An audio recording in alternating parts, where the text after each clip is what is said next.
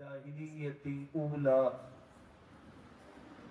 وقال تعالى واتقوا الله الذي تساءلون به والأرحام إن الله كان عليكم رقيبا صدق اللہ العظیم۔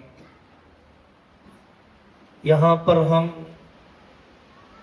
اپنی عالمہ بہنوں کے ساتھ اور معلمہ بیٹیوں کے ساتھ بیٹھے ہیں۔ کوئی اسکول نہیں ہے، کالج نہیں ہے، مبتدی بہنیں نہیں ہیں، اسلام سے ناواقف، جن کو ابھی قریب کرنا ہے، تالیف قلبی کی ضرورت ہے، دلجوئی اور تدریج کی ضرورت ہے۔ ایسا کوئی مجمع نہیں ہے، سلجھی ہوئی بہنیں ہیں۔ پردے، حجاب، حیا کے عظیمت اور رخصت کے درجات کو جاننے والی بہنیں ہیں۔ اس لیے پہلی بات یہی عرض کی جائے گی کہ حتی الامکان ہمیں اپنے مدرسوں میں پردے کا اعلیٰ درجہ، عظیمت والا درجہ ہی اپنانا چاہیے۔ عظیمت والا درجہ کیا ہے؟ وَإِذَا سَأَلْتُمُوهُنَّ مَتَاعًا فَاسْأَلُوهُنَّ مِنْ وَرَاءِ حِجَابٍ۔ اعلیٰ درجہ کیا ہے؟ کہ مرد دیوار کے پیچھے، پردے کے پیچھے سے پڑھائیں، بیان وحی سے کریں، جیسا کہ تبلیغی جماعت کا طریقہ ہے۔ حکمت کے اعلیٰ درجے پر ہمیں عمل کرنا چاہیے، چونکہ ہمارا عمل مثالی ہوتا ہے لوگوں کے لیے، اور اہل علم تہجد پڑھتے ہیں تو لوگ فجر پڑھتے ہیں، اہل علم عزیمت پر چلتے ہیں تو عوام نصرت پر چلتی ہے، اہل علم سنت قبلیہ اہتمام سے پڑھتے ہیں تب جا کر عوام آخری رکعت میں پہنچتی۔ تو اس معنی کر بھی ہماری عملی سطح اونچی ہونی چاہیے۔ دوسری بات جو اس موقع پر عرض کرنا ہے، جو پیغام یہاں سے دیا جانا چاہیے، جو بطور خاص ہمیں یاد رکھنا چاہیے، میری دینی ماں اور بہنوں، ہر حال میں والدین کی خدمت، شوہر کی اطاعت، گھریلو کام کاج کو نمبر 1 پر رکھنا چاہیے خدمت دین کے ساتھ۔ ولولے بنائے جاتے ہیں مکتب کے قائم کرنے کے، عزائم کروائے جاتے ہیں دعوت و تبلیغ کی محنت کرنے کے، فضائل سنائے جاتے ہیں ان انقلابی خواتین کے، تحریکی خواتین کے، جنہوں نے نسلوں کو، خاندانوں کو بدلا، لیکن یہ سب دوسرے نمبر پر ہے، دوسرے درجے میں ہے۔ پہلے درجے میں اطاعت اور خدمت ہے۔ ترجیحات کو نظر انداز نہ کیا جائے۔ ہم نمونہ بن ہی نہیں سکتے ہیں اپنی شاگرداؤں کے لیے اگر معاشرت کو نظر انداز کر دیے۔ کوئی فرق نہیں رہے گا اس باب میں ہمارے درمیان اور جاب کرنے والی بہنوں کے درمیان۔ ہماری تصویر میں اور یورپ کی جاب کرنے والی بہن کی تصویر میں اگر ماں باپ کی خدمت میں دل نہیں لگ رہا، اگر شوہر کی اطاعت میں کوتاہی ہو، اگر ہمارے مکتب مدرسہ تدریس ٹیوشن سلوک تزکیہ دعوت و تبلیغ کی وجہ سے پھیکا پن آ گیا اپنی اولاد کو وقت دینے میں، ہمیں ہرگز وہ خدمت نہیں چاہیے، ہمیں ہرگز وہ خدمت نہیں چاہیے۔ وہ بہن معلمہ بنائے جانے کے قابل نہیں جو بخاری پڑھاتی ہو، مشکات ہدایہ پڑھاتی ہو، لیکن جب گھر میں داخل رہو تو اس وقت کوئی انرجی باقی نہ رہے، کوئی توانائی باقی نہ رہے اپنوں کے لیے۔ حضرت نبی پاک صلی اللہ علیہ وسلم کی بیویوں نے، ہماری ماؤں نے کیسے دین کی خدمت کی اور کیسے حسن معاشرت کو سنبھالا، پوری تاریخ اٹھا کر دیکھ لی، مستقل کتابیں لکھی ہیں، قاریہ عورتیں، محدثہ عورتیں، مفسرہ عورتیں، مستقل کتاب لکھی ہے جلدوں میں، تصوف و سلوک کے مقامات طے کرنے والی عورتیں، رابعہ بصریہ، حضرت نفیسہ کی طرح۔ ان سب عورتوں کے تذکرے میں آپ دیکھیں گے کہ مکمل دلچسپی تھی مہمان کے استقبال میں، انہوں نے نظر انداز نہیں کیا اپنے رشتوں کو وقت دینا۔ بعض مرتبہ خطابت کی صلاحیت، تدریس کی صلاحیت، نظامت کی کرسی آدمی کو بہکا دیتی ہے، نفس اور شیطان کا کھلونا بنا دیتی ہے۔ کسی اللہ والے کی سرپرستی میں نہ ہو تو پھر دین کا کام بھی بے دینی کے ساتھ ہوتا ہے۔ صبر پر تقریر کر لیتا ہے، صبر سیکھتا نہیں، شرعی پردے کی تفسیر کر دیتا ہے لیکن شرعی پردے کو زندہ کر نہیں پاتا، قول و عمل کا تضاد ہوگا، کہہ کچھ رہا ہے کر کچھ رہا ہے، یہ بہت نقصان ہے۔ یہ واقعات نہیں سننے میں آنا چاہیے کہ فلانی بہن اپنے میکے بیٹھ گئی، ضد ہے، بغیر کسی شرعی عذر اور مشورے کے کہ چولہا الگ کر دو، میں ملاقات کرنا نہیں چاہتی اپنی جیٹھانی سے، میں نبھانا نہیں چاہتی کسی دیورانی کو، میں غصہ پینا نہیں چاہتی کسی ننند کے ساتھ، تو ہم عملی زندگی میں ناکام ہیں۔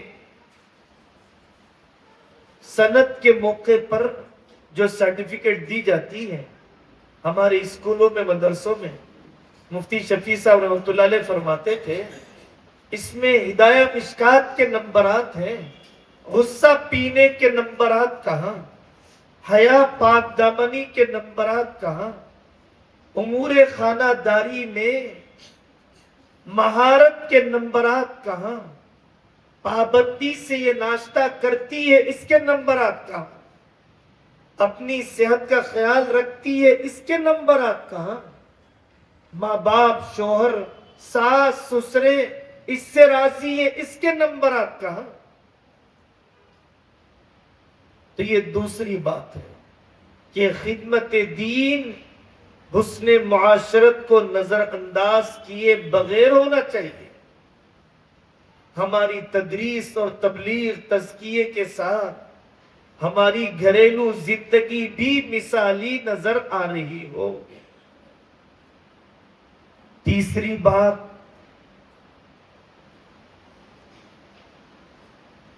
پڑھنے کے زمانے سے ہی اور پڑھانے کے زمانے میں اپنے خاندان پر محنت کرے۔ آپ بالغات کا مکتب چلاتے ہیں، بڑی عمر کی خواتین کو پڑھاتے ہیں، آنے والیوں کی ذہن سازی کرتے ہیں، لیکن آدمی بعض مرتبہ ناکام ہو جاتا ہے وَأَنذِرْ عَشِيرَتَكَ الْأَقْرَبِينَ میں۔ ڈاکٹر صاحب بن گئے، خاندان پہلے آتا ہے، ہمارا بیٹا ڈاکٹر ہے، ہماری بہن ڈاکٹر ہے، انجینئر بن گیا تو پہلے چاچا ماموں آتے ہیں، ہمارا بیٹا انجینئر ہے، ہمیں گھر کا نقشہ بنانا ہے۔ کیوں یہ واقعات سنائی نہیں دیتے کہ ہم عالمہ بننے لگ گئے، خالائیں آنے لگی، بیٹی میری زکوٰۃ کا حساب کر دو، بیٹا عقیقہ ہونے والا ہے، عقیقے کا مسنون طریقہ بتا۔ یہ ماحول ہمیں بنانا چاہیے اپنے خاندان میں۔ رمضان آنے سے پہلے بطور خاص اپنے گھر کے بھتیجوں بھانجوں سب کو جوڑا، محرموں کو، ذو رحم رشتہ دار کو سنایا روزہ توڑنے والی چیز کیا ہے، روزے کا اعلیٰ درجہ کیا ہے، گھر میں اعتکاف کیسے کیا جاتا ہے عورتوں کی طرف سے۔ کالج میں پڑھنے والی بچیوں کو بٹھایا آپ نے، سمجھایا کو ایجوکیشن کی تباہ کاری ہے، سمجھایا لو میرج کے نتیجے میں اٹھنے والے جنازے، ٹوٹنے والے رشتے، ہمارے علم نے ہمارے خاندان کو کیا فائدہ پہنچایا۔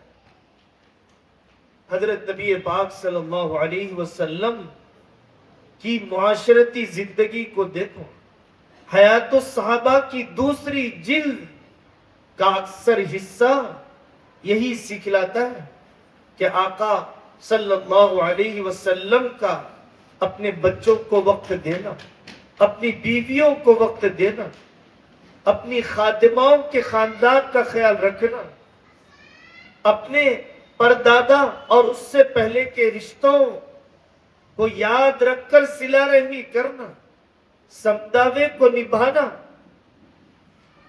خاندان پر محنت۔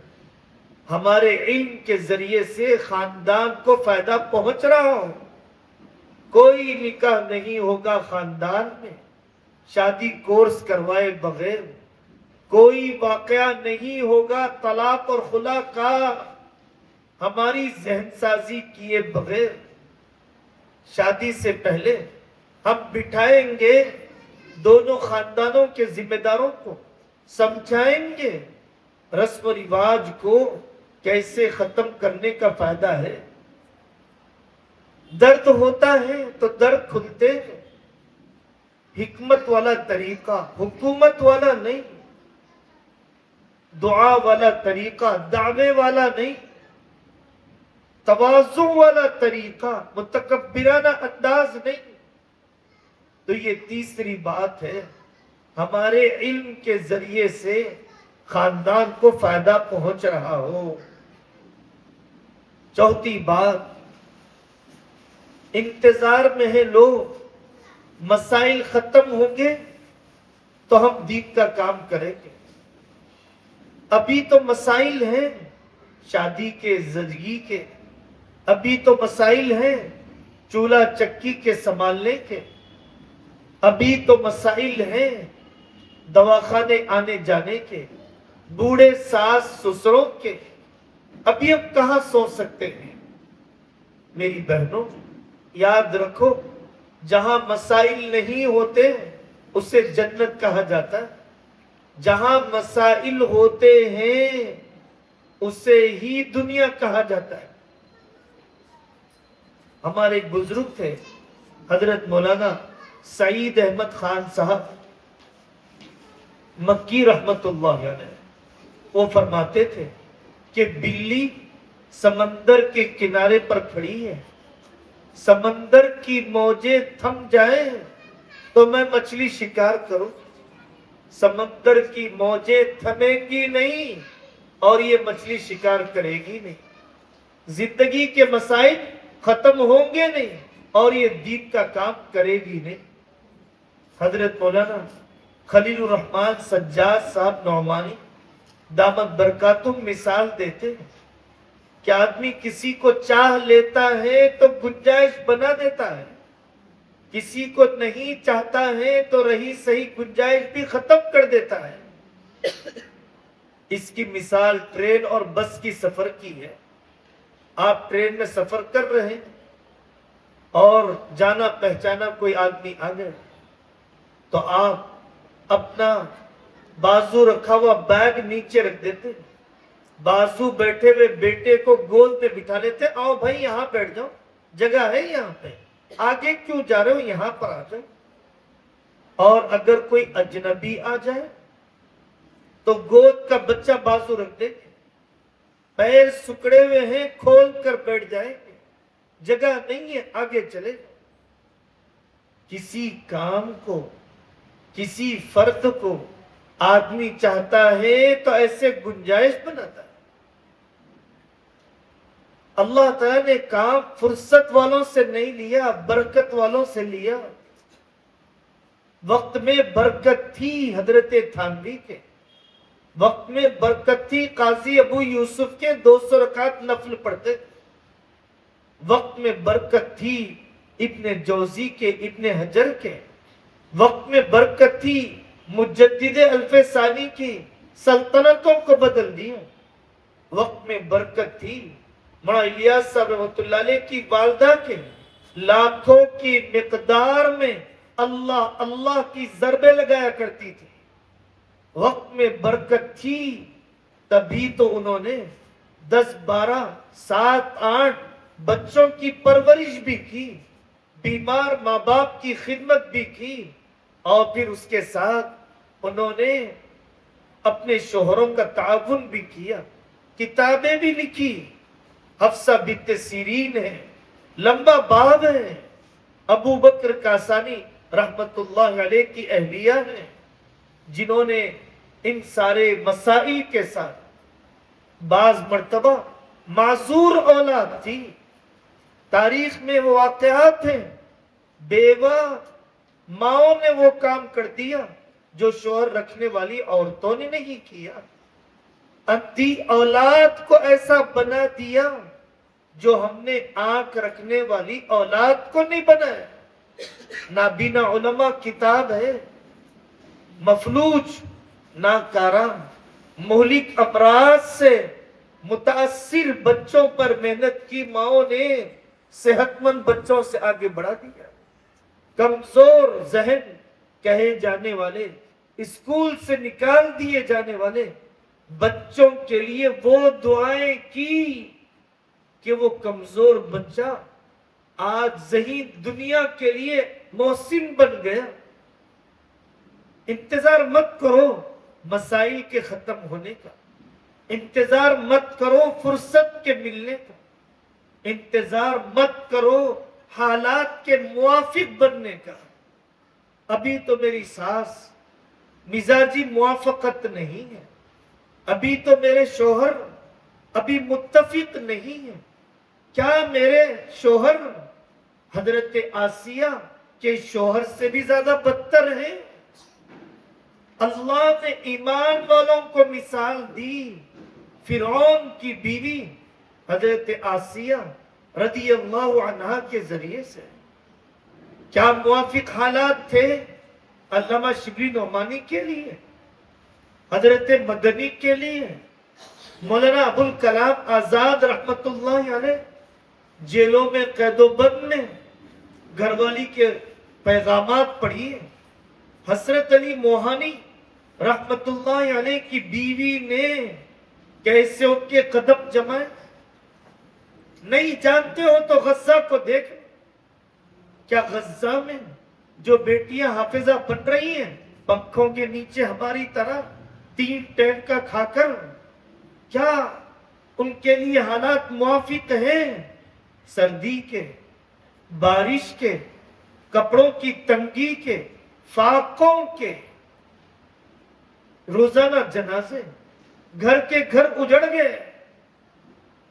حضرت مولانا مسیح اللہ خان صاحب رحمۃ اللہ علیہ فرماتے تھے، کام کرنے والے کے لیے ہر موسم برابر ہے، بچنے والے کے لیے ہر موسم بہانہ ہے، کام کرنے والے کے لیے سارے موسم برابر ہے، بچنے والے کے لیے ہر موسم بہانہ ہے، صحت میں غفلت کا بہانہ اور بیماری میں بیماری کا بہانہ، شادی سے پہلے کم عمری کا بہانہ، شادی کے بعد بچوں کا بہانہ، کب کریں گے یہ آخرت کی تیاری، کب کام کیا اوکھلی میں پیس کے زمانے میں، تالاب پر کپڑے دھونے کے زمانے میں، کنویں سے پانی نکالنے کے دور میں ہم کیوں کام کر نہیں پا رہے ہیں؟ تمدنی مشینی ترقی کے اس دور میں، فراوانی خوشحالی کے اس دور میں کام کرنے والوں کو دیکھا گیا مالے گاؤں میں کچرا چننے والی عورتوں پر محنت کیا، 700 عالمہ بچیاں ان کے مدرسے میں پڑھتی ہیں۔ مغل پورے میں ایک بہن کا پیٹ کے کینسر میں انتقال ہوا، آخری دن تک 100 بچوں کو مکتب میں پڑھاتی تھی۔ آدمی یہ چاہتا ہے کہ پوری عمارت بن جائے، وسائل پورے مہیا ہو جائے، اس کے بعد ہم دین کی خدمت کی طرف متوجہ ہوں گے۔ دل جیتنے کے گر سیکھے انہوں نے، مصلے پر آنسو بہائے، اے اللہ مجھے محروم نہ کر دیجئے دین کی خدمت سے۔ انہوں نے اپنی دیورانیوں جٹھانیوں سے کہا بے فکر ہو جاؤ، کھانا میں پکاؤں گی، برتن میں دھوؤں گی، کپڑے میں سکھاؤں گی، ساس سسرے کو وقت پر کھانا چائے میں دوں گی، بس آپ مجھے اجازت دے دیں مکتب قائم کرنے کی۔ کام کو انہوں نے پہلے دن سے تقسیم نہیں کیا، ان کی حکمت، ان کی ہمت اور ان کے حسن اخلاق نے جگہ بنا دیا افراد خاندان کے دلوں میں، کام بھی بنا، کام کرنے والے بھی بنے۔ یہی درخواست ہے آپ سے، آج کے سورج کے ڈوبنے کا انتظار بھی نہ کریں۔ حضرت مولانا عبد القوی صاحب فرماتے ہیں یہ بھی انتظار مت کرو کہ آج کا دن ختم ہو جائے، جیسے ہی اپنے گھر پہنچو جمع کرو آس پاس کی عورتوں، مکتب شروع ہو جائے، سنڈے کلاسز شروع کرو تاکہ کالج کی بچیوں تک عقیدے پہنچ جائے۔ شام کے اوقات میں اسکول کی طالبات کو جوڑو، ہمیں ضرورت نہیں فیس کی، جو دے دے تو غنیمت ہے، نہ دے دے تو غنیمت ہے، ہم احسان سمجھیں گے پڑھنے والیوں کا۔ قاری صدیق صاحب رحمۃ اللہ علیہ فرماتے تھے طلباء کا اپنے اوپر احسان سمجھو کہ انہوں نے اپنے دل کی زمین دے دی دین کی اشاعت کے لیے، علم کے پھیلانے کے لیے۔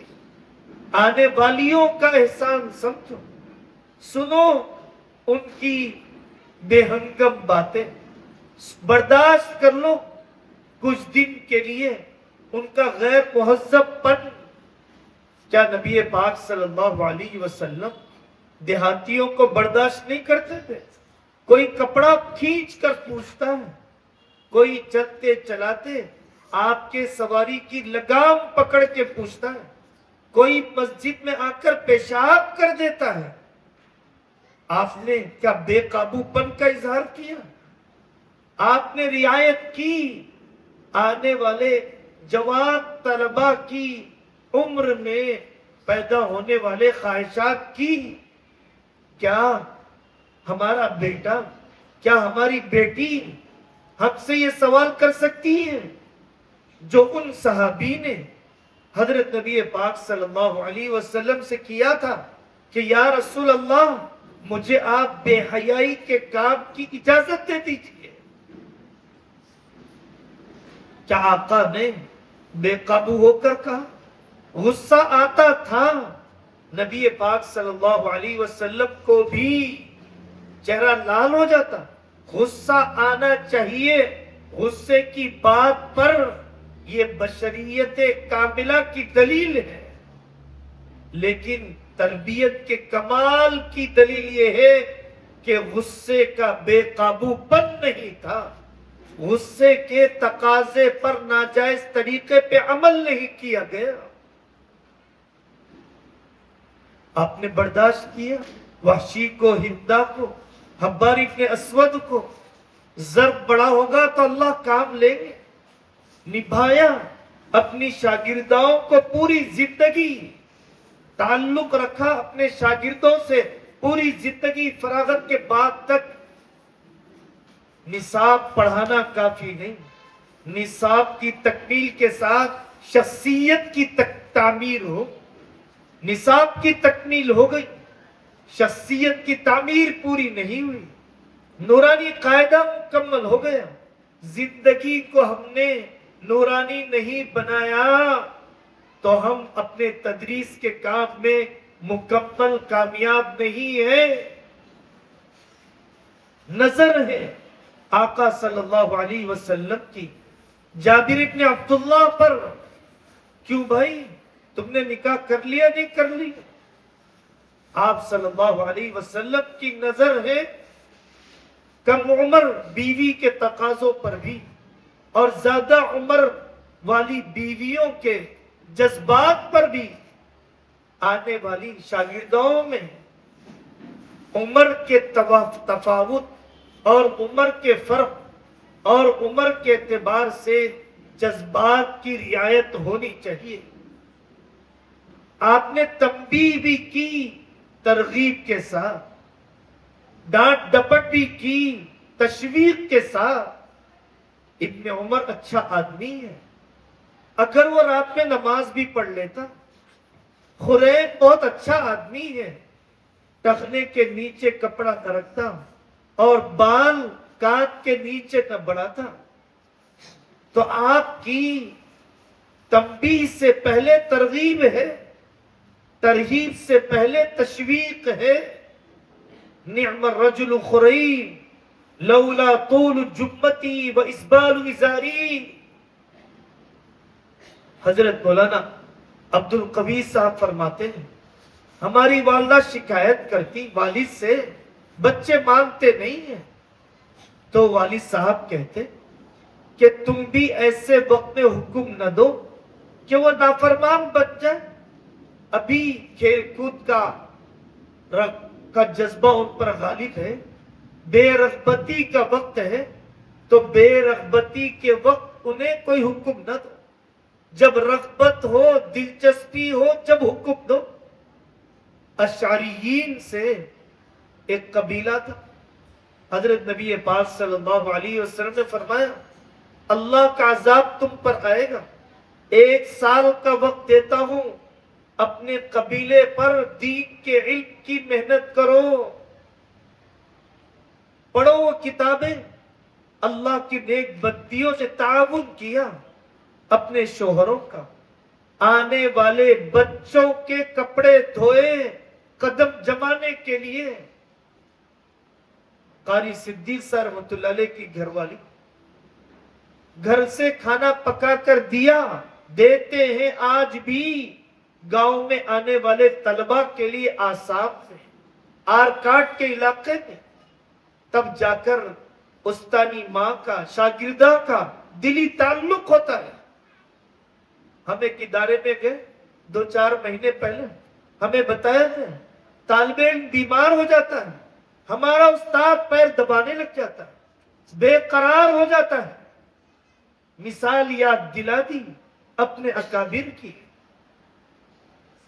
شاہ عبد الغفور صاحب قطب دکن رحمت اللہ علیہ اس علاقے کے تھے، ادگیر کے رہنے والے، یہاں سے قریب کا علاقہ.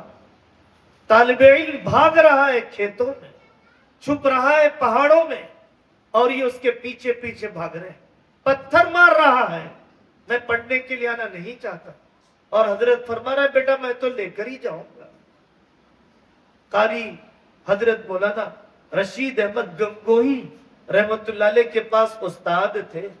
طالب علم بدتکلف بیمار بن جاتا، غیر حاضری کرتا، تو یہ پہنچ جاتے اس کے گھر، بیٹا عیادت کرنے کے لیے آیا ہوں، چلو ناغہ نہ ہو جائے، سبق سنا دو لیٹے لیٹے، ایک رکوع سنا دو لیٹے لیٹے، بے برکتی نہ ہو۔ ایسے دردمند اساتذہ نے ہی رجال کار تیار کیے، ایسے دردمند اساتذہ ہی بافیض بن کر جیتے ہیں۔ ملازمتی خانہ پوری کرنے والے، تنخواہوں میں اپنی محنت کو تولنے والے، مشینی زندگی گزارنے والے، انتظامی تعلق رکھنے والے بانجھ ہی مرتے ہیں۔ نہ شاگردہ کو یاد آتی ہے اپنی استانی ماں، نہ استانی ماں کو فکر ہوتی ہے اپنے 5-10 سال کی کمائی ان شاگردوں، ان فارغات کو بچانے کی۔ اپنی بیٹی سے نکاح کر دیا۔ سعید ابن مسیب نے جب ایک شاگرد کی بیوی کا انتقال ہو گیا، اتنی ہمدردی، امام ابو حنیفہ رحمت اللہ علیہ پوری پڑھنے کے دور میں قاضی ابو یوسف کے گھر میں وظیفہ دیتے رہے کہ تمہاری پڑھائی مکمل ہو جائے۔ پیٹ کاٹا ہے اساتذہ نے اپنے شاگردوں کے قدموں کو جمانے کے لیے۔ میری دینی بہنوں، ہمارے نظام تعلیم کی حقیقی تاثیر استاد اور شاگرد کے دلی تعلق سے ہے۔ اور آخری بات، فراغت سے قیادت نہیں مل جاتی، صرف فراغت سے امامت نہیں مل جاتی۔ فراغت کا مطلب علم اور عمل کا کمال نہیں ہے۔ فراغت کا یہ مطلب نہیں ہے کہ اب مجھے مطالعے کی ضرورت ہی، اب مجھے اپنے بڑوں سے پوچھنے کی ضرورت ہی، اب مجھے اپنے شیخ کے پاس حاضری کی ضرورت ہی نہیں۔ جو کامیاب متعلم ہوتا ہے وہی کامیاب معلم ہوتا ہے۔ جس کے پڑھنے کا سفر جاری رہتا ہے، حقیقت میں پڑھانے کے قابل وہی ہوتا ہے۔ جس کو اپنے بڑوں کے پاس جانے اور جس کو نئی تحقیق، نئے رسائل کے دیکھنے کی ضرورت محسوس نہیں ہو رہی ہے، اس کا علمی سفر ختم ہو گیا، اس کا طلب کا سفر ختم ہو گیا، اور اس کا یہ جمود اور تعطل اور اس کی یہ پسماندگی اور مطالعے کے اعتبار سے فقیری اپنے طلباء کے لیے نمونہ بننے کے قابل نہیں۔ نقصان دہ ہے ایسے علماء شاگردوں کے حق میں۔ پڑھیے شکیلیت کا فتنہ کیا ہے، خاص طور پر لے کر بیٹھیے اشراط ساعہ کی حدیثیں، علامات قیامت کی حدیثیں لے کر بیٹھیے گھر گھر میں۔ میرے استاد حضرت مولانا فاروق مدنی صاحب دامت برکاتہ فرماتے ہیں کہ بیٹیوں، استاد حدیث بننے کے لیے بخاری پڑھانا ضروری نہیں، استاد حدیث بننے کے لیے، خدمت حدیث کرنے کے لیے حدیث کا سبق شروع کر دو، معرف الحدیث لے کر حدیث کا سبق شروع کر دو، ترجمان السنہ کو لے کر حدیث کا سبق شروع کر دو، بخاری کے کتاب الزہد اور کتاب الرقاق کو لے کر استاد تفسیر بننے کے لیے ضروری نہیں کہ مجھے جلالین ہی ملے۔ اپنی بیٹیوں کو، اپنی بہنوں کو جمع کرو، آخری 10 سورتوں کی تفسیر، سورہ یاسین کی تفسیر، سورہ واقعہ ملک کی تفسیر شروع کر دو۔ مفتیہ بننے کے لیے افتاء کرنا، سند کا حاصل کرنا ضروری نہیں، اپنی جماعتیں بناؤ، محرموں کے ساتھ آس پاس کے دیہاتوں میں پہنچو، جمع کرو بہنوں کو، اپنا ٹفن لے جاؤ اور ان کو کھلاؤ پلاؤ، اپنا کھانا لے جاؤ، اور انہیں طہارت کے مسائل، مخصوص مسائل اور ارتداد کے اسباب، یہ ان گاؤں میں رہتے رہتے تہذیب ختم نہ ہو جائے، داڑھی ٹوپی چھوٹ نہ جائے، پردہ کم نہ ہو جائے، یہ کوئی گنیش کا لڈو خریدنے نہ لگ جائے، پٹاخے بازی پتنگ بازی کی نظر نہ ہو جائے، دیہاتوں میں جا کر کام کرنا یہ مستقل کام ہے، یہ بھی تو مفتیوں کا کام ہے، یہ بھی تو داعیوں کا کام ہے۔ تو ہمیں صرف فراغت سے قیادت نہیں ملے، صرف فراغت سے امامت نہیں ملے گی، صرف رسمی فراغت سے مرجعیت اور محبوبیت نہیں ملے گی، جب تک کہ ہم نے اپنے علم اور عمل کے سفر کو آخری سانس تک جاری رکھا۔ حضرت تھانوی رحمۃ اللہ علیہ 800 کتابوں کا مصنف ہے، ایسے جلیل القدر اساتذہ سے پڑھا، وہ فرماتے تھے ہم طالب علم ہیں، ہم طالب علم ہیں۔ بڑھاپے میں جاتے تھے اکابر اپنے استادوں کے پاس، استادوں کا انتقال ہو گیا، معاصر علماء سے، ہم عصر علماء کا انتقال ہو گیا، شاگردوں سے